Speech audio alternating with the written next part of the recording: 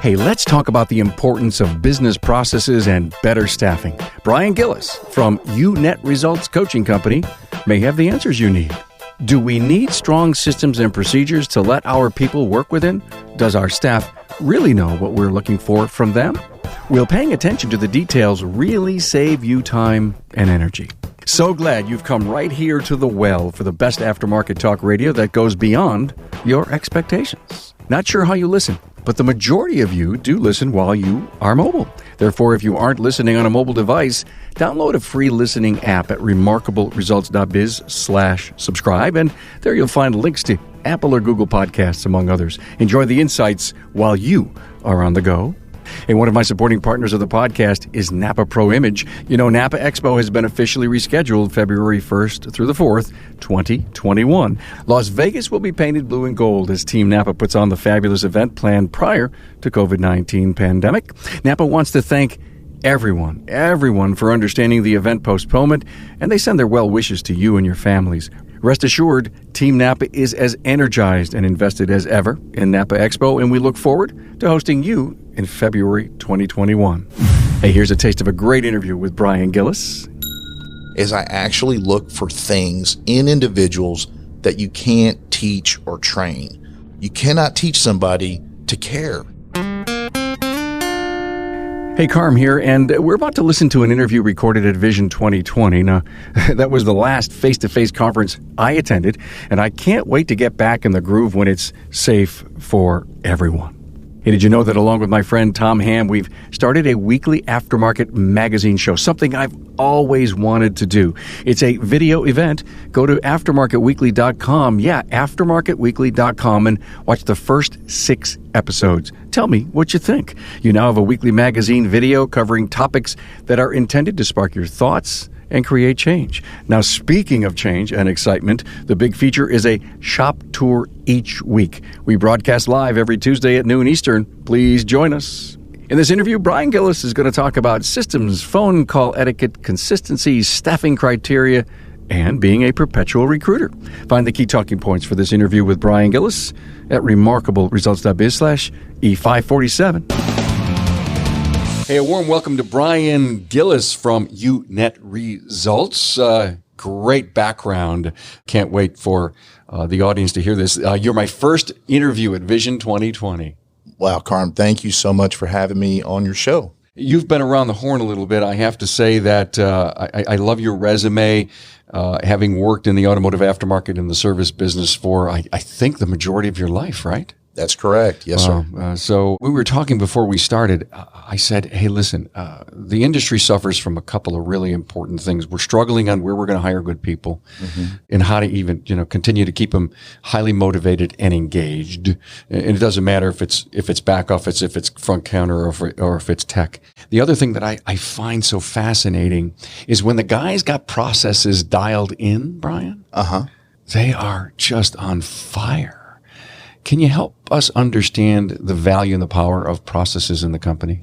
Processes and procedures are mission critical, having systems in place, because it's so much easier to manage a process and a procedure than it is to manage an actual person.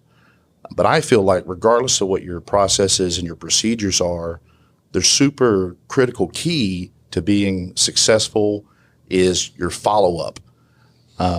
How you go about kind of inspecting what you expect. Yeah, sure.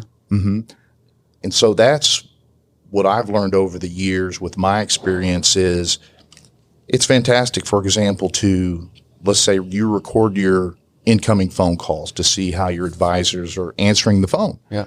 Are they giving great customer service? Are they welcoming in the customer? It's also fantastic to have you record your phone calls for the purpose of how well your advisors are presenting repair work and service recommendations to the client. Are they closing deals? Absolutely. But is anybody actually taking the time to follow up? Who is listening to those phone calls? Who's measuring that? Who is sitting down with the advisors and saying, hey, you know what? Here's where you did a fantastic job on this presentation.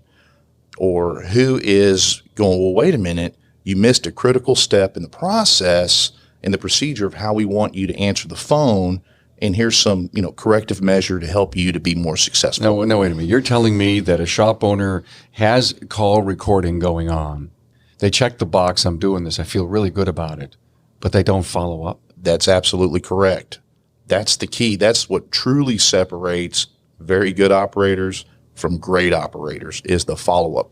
How much of that have you done in the business world? Quite a bit. I've had the opportunity to get to work for some great companies in my lifetime, and that was taught to me.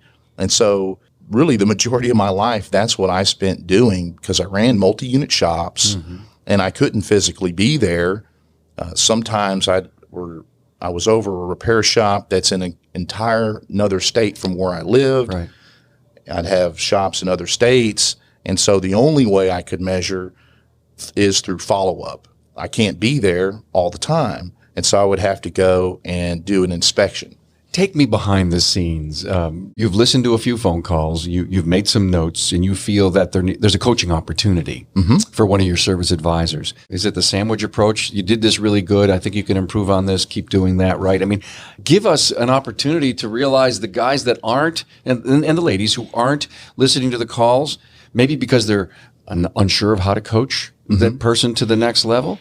Take us behind the scenes. Sure. Phone calls is a great example, and listening to phone calls. Phone calls should be very dialed in. Basically, they're scripts. And so you teach and you train on the scripts, on how they answer the phone, how to invite a customer in. And one good example is you may have an advisor who does a fantastic job. They're very customer focused, but at the end of the day, when they're on the phone call, they neglected to invite the customer in right now. And that could be a huge mistake. We spend a lot of money, shop owners do, marketing. They put a lot of efforts into marketing. Yeah. And so when that phone rings or that customer walks into the front door, are we receptive to that? Are we welcoming that customer in? And are we inviting them to come do business with us right now? So you heard me. I didn't do an acceptable job. Coach me. Give you an example. Something different than an actual, say, phone call. Right. I can measure through going through the invoices. I can look at, let's just say, I'll just pick a random date, March the 2nd. Let's go back and look at March the 2nd. I'll go through that day's business, invoice by invoice, with the store general manager, with the service advisors, and we'll walk through all the steps of the process, the method that should be in place at these shops. Did we do a maintenance inspection on this car? Is it documented on the ticket? I can't even tell you how many invoices that I've audited where the technician's taken the time to do a complete maintenance inspection. They've written down recommendations, but yet somehow or another, between the technician turning that into the advisor doesn't necessarily communicate that to the customer. And it's not documented on the invoice. And so that would be a huge teaching opportunity to say, hey, look, here's where the technician wrote it up, because it's with the invoice. We can measure that. And here, it's not on the invoice. And what happened? And the customer didn't want to spend any more money. So we don't really have the right to make the decision for the customer, of what knowledge we keep and what we hold back. Everything should be divulged that we find on their vehicle and shared with the customer, and it should be documented. Yeah. That's one way to do it. In regards to actual phone calls, it's easy to say, hey, you're not very upbeat. Let's listen to, here's a really good phone call where you're super upbeat. And then here's another one, you can tell it's getting close to the end of the day because you're a little bit more lethargic. Boss, I had an energy drain. The wife called, problem with the kid. You say? Hey, stand up and smile. That'll project that energy. Yeah. We're all there to take care of our customer. There's so many shops. Customers have so many choices. We have to separate ourselves through just delivering first class, outstanding customer service. And it starts most of the time with a phone call. Well, I get the whole process thing. I think your point is so well taken to follow up. Whatever it is, if it's a customer service greeting, if it's how the inbound process works, it's maybe how the diagnostics work. Doesn't matter. Every element, every area of the company needs to have a process put to it. We may be thrilled Yes. That we write something up. It's been a long time coming. Everyone's contributed. We put it out. It's in the manual. Maybe it's available online. And we just say, oh, God, I don't have to worry about that for a couple of years now. Yeah, nobody's actually doing it. That's the scary part. Because you never really find out if it's really what we all agreed we were going to do. Correct. Another useful tool, Carm, is if your shop is set up with surveillance cameras, watch them. You can go back and you can see if you have a particular way that you want. For example, some companies I've worked for, part of our process and procedures is we open the door for the customer to kind of create that first moment of breaking the ice. Oh, you catch them when they're walking in. You get them when they're walking in. You're observant. You're paying attention to what's going on around you. You see the car pull in the parking lot. A lot of guys will tell me they'll run the license plate if they forgot the name of the customer into their system. If they've been there before, they walk in and says, "Hey, Harry, how you doing?" Yeah, they know the name already. Yeah, that's fantastic, and that's exactly what you want.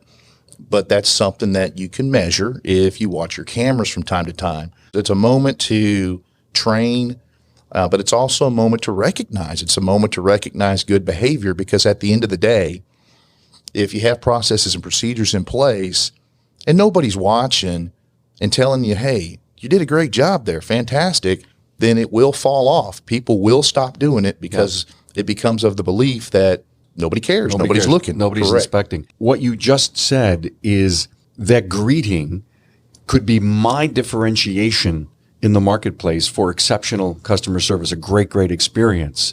And so we got together as a team. We realized that this would be really great. And a month later, as you say, it's not being done. So either you watch it through the cameras or you're observing as you're hanging out at your facility as the owner or manager, and you see that you obviously have a gap and we're not living up to the differentiation that you're probably telling people in your social media, come on in, we'll open the door for you. That's right. That's kind of a cool theme. Come on in, we'll open the door for you. I love that. Yeah, it is. And so, you definitely want to kind of inspect what you expect. Make sure that your processes and your procedures that you have in place are actually being executed, and thank the people. Point it out to them when they're doing a great job. But when you find out that they're not being executed properly, you can take corrective action. You can fix it immediately. And that's how they go, wow, this is very important. Whether it's a safety inspection, or a safety meeting rather, that should take place at the beginning of every month. Is that actually happening? Who's coming in to ensure that those meetings are taking place? Yeah, and the accountability factor to the processes. Hey, it's Carm here, talking to you about what the NAPA Auto Care Center program can do for your business. Now, you probably already know the NAPA brand is the most recognized and trusted name in the automotive aftermarket industry.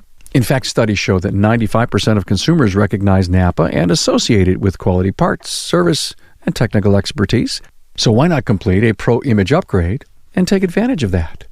Pro Image is a co-branding program for the exterior and interior of your shop.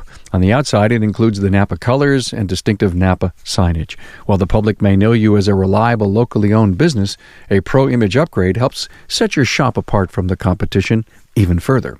It's also a visual signal to customers and potential customers that you and NAPA are partners. Most importantly, Pro Image really works.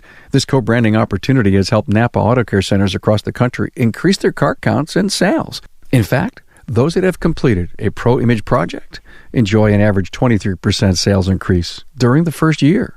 Pro Image upgrades are also available for the interior of your shop. A Pro Image interior upgrade transforms your customer waiting area from merely utilitarian to warm and welcoming. The goal is to maintain your shop's independent identity while enhancing the customer's experience. You can get a free look at what a Pro Image exterior and interior upgrade could look like by visiting the NAPA Auto Care members site and clicking on the NAPA Pro Image link under the NAPA Pro Image tab. Or contact your local NAPA Auto Parts store. Your servicing NAPA store can tell you more about Pro Image, plus the hundreds of other reasons to become part of the NAPA Auto Care family, the largest network of independent automotive repair shops in the country. Quick thing on processes again, the shops that Are they lacking in this? Is this one of the worst areas that they're not up to speed with? I think so. I think a lot of shop owners that I've worked with, they have processes and procedures in place, but literally there's no one that's doing the follow-up. I'll bet you it's not even written. I bet you it's not even in a hierarchy. There's some people that say, I don't want to do this. This is crazy. We all know what to do. When the customer comes in, we all know what to do. Mm-hmm. And that's probably an accurate statement, but an inconsistent statement. And if you were really going to build and grow a great company, consistency to me is one of the hallmarks. Oh, you have to have consistency, mission critical, especially if it's a bigger company, more than one location. It's kind of like if you go to a food restaurant, for example, and they're a chain. I mean, your expectation's going to be that burger tastes the same as it does. Yeah. Thank you for saying this. I'm sorry to interrupt you, but many of the shop owners that I've interviewed have said, don't even think of store 2 unless your processes are done and right and working, because if not, you will lose both companies. Correct. And that's very true. That's very, very true. You have to be very dialed in. You have to have a method, processes. This is the way we do it. This is the way our flag flies. When you were back in the world of managing and leading all these great companies and all these great people, what was your default love? Was it processes? Was it people, staffing? What did you just love to do every day? I think staffing's the most important because that's what made my job easier. Understanding how to hire, you recruit and train, the very best that's out there. And that's where I spent most of my time. And that's, what I feel like helped me be successful in my world of, running auto repair shops. Well, you just landed right into the next topic I wanted to ask you about. I didn't even know you were going to say that, staffing. And, I think I heard you say that there's a really cool thing, screening out versus screening in. Talk to me about that. That's right. So what we did with some of the companies I worked with in the past is we developed a criteria so that, we know exactly what it is that we're looking for. All right. And so I would come up with a criteria depending on the position that we're hiring for. For example, if I'm looking for someone that's a technician, that's a front-end specialist, then that should be part of my criteria, and therefore it's going to be in my ad. It's going to be specific to exactly what I want, and so that I can attract those said people. And so in the world of service advisors, it's no different. You come up with your criteria, then from there you place your ad. Once you start receiving resumes and you review them, what I did is I do a pre-chat, and I would spend probably 20, 25 minutes with a scheduled phone interview. And I've already got all my questions written ahead of time because I know exactly what I'm looking for. And I ask these questions. By the end of the phone call, either one, I've thanked them for their time and let them know that it's not a good fit, or I'm super excited to take it to the next step. And the next step after the pre-chat is the opportunity to do a face-to-face interview. I want to bring them in. I want to make sure that when I meet them face-to-face that they elude, confidence, and that they have energy, the image, that your company may want to portray. And so that's, and of course, can they show up for the interview on time? Mm-hmm. And so, that's part of the process is a face-to-face interview. And then from there, if that goes well, it's encouraging that they come and they spend some time behind the counter observing. Because whether they have a previous background in the industry or whether they're from outside the industry, which I think is fine, is it a good fit for them? Is it their cup of tea? Mm-hmm. And they have an opportunity to hang around the team, see the processes and procedures taking place, interact with your current employees, and, they get to measure each other. You give them a get-out-of-jail card free. Absolutely. If it's not a good fit, then I want to know. And that's a service advisor. I think you were explaining that. How about a technician? Same thing. Are they shadowing people in the base? Technicians, I haven't done any shadows with technicians, but I went during the interview time, during the face-to-face interview. They do come in. They do meet employees. They get shown the processes and procedures, and so what I do on those is they just basically spend some time with me or whoever's actually doing the interview being shown around, hey, here's the equipment that we have, here's kind of how we dispatch tickets and so forth. Always be recruiting? Always. So never refuse an interview no matter if you have a job opening or not. That's correct. You should always be looking. You should always be building relationships. It's mission critical that you always have, bench strength, so to speak, that person that if for some reason you lose an A-Tech, you can reach out and there's already folks that you've been talking to, you've taken to lunch that are interested in coming to work for you. And you're hoping, hey, if you do lose somebody, that you can make a phone call and go, hey, let's get together and grab lunch. I've got an opportunity for you. And they're interested. You sound like a consummate professional. And so you hire someone. And I'm sure this has never, ever happened to you, Brian, but they ghosted you. You hired them and they never showed up. Oh, it absolutely happens, which is unfortunate. You take all the steps you can to prevent that from happening, but it'll happen. You say you take all the steps. Could you give us a few to help try to ensure that they do show up? You mentioned about screening out versus screening in or filtering out. Okay. You never want to try to make somebody work. You never want to try to take a square peg and put it in a round hole. I see that happen when I'm working with shop owners and we're going through some of the resumes. And I'll give you an example. If your business is open on Saturdays, and if you are, that's typically going to be one of your busier days, and you're reviewing a resume or you're doing a pre-chat after you've received the resume and it comes up because that's one of your questions. How do we're open Saturdays. Do you work Saturdays? And they say, well, I really prefer not to work on Saturdays. Well, that's it. It's not a good fit at that point. It's not a good fit, but they may take the job. You may offer them and they'll ghost you and not show up because they finally thought it through and said, well, what am I, crazy? That's right. Or worse yet, you hire them and then it's Saturday and they don't show up because, they call in sick on you. Brian, you knew. Yeah. So you already had that information. And so it's kind of important. It's super important that you have a criteria and you stick to it, Any special signals that can tell you right up front? I mean, I love the whole Saturday idea. But another example of a bad fit that would have someone not show? And it might not be. Say they were really cold when you talked about benefits. You could tell by their body language that it wasn't right. That's a signal. That's almost an absolute signal. Right? Carm, one of the things I always look for, and I feel like it's, I've been told by my direct bosses that my biggest gift is, recruiting. And one of the things that I feel like's helped me be successful is I actually look for things in individuals that you can't teach or train. You cannot teach somebody to care. You can't teach somebody to have passion and drive and desire. I spent a lot of time also recruiting, which means there's no ad being run, but I am out looking for talent. Yeah.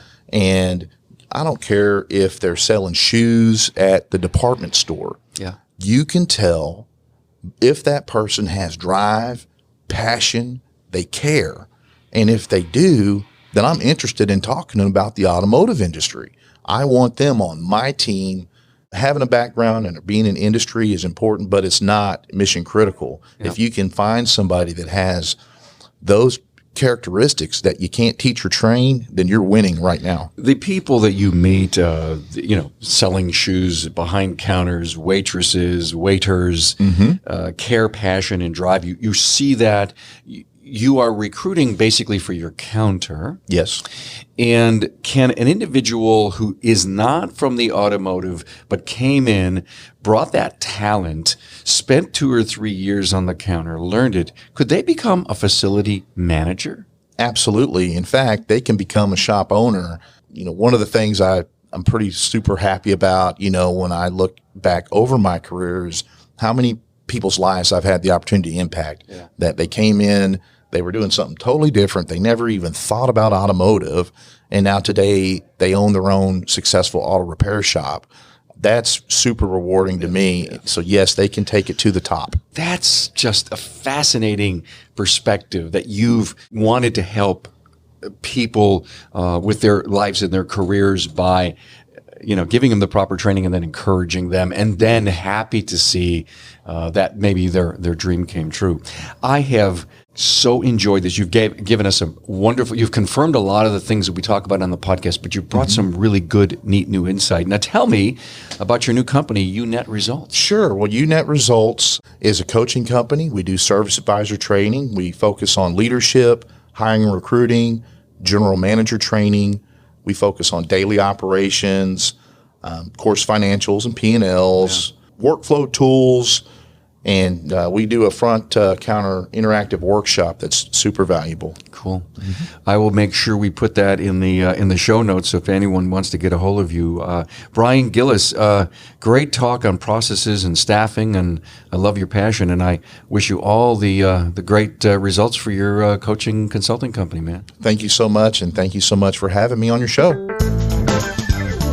Thanks for being on board to listen and learn from the premier automotive aftermarket podcast. Until next time.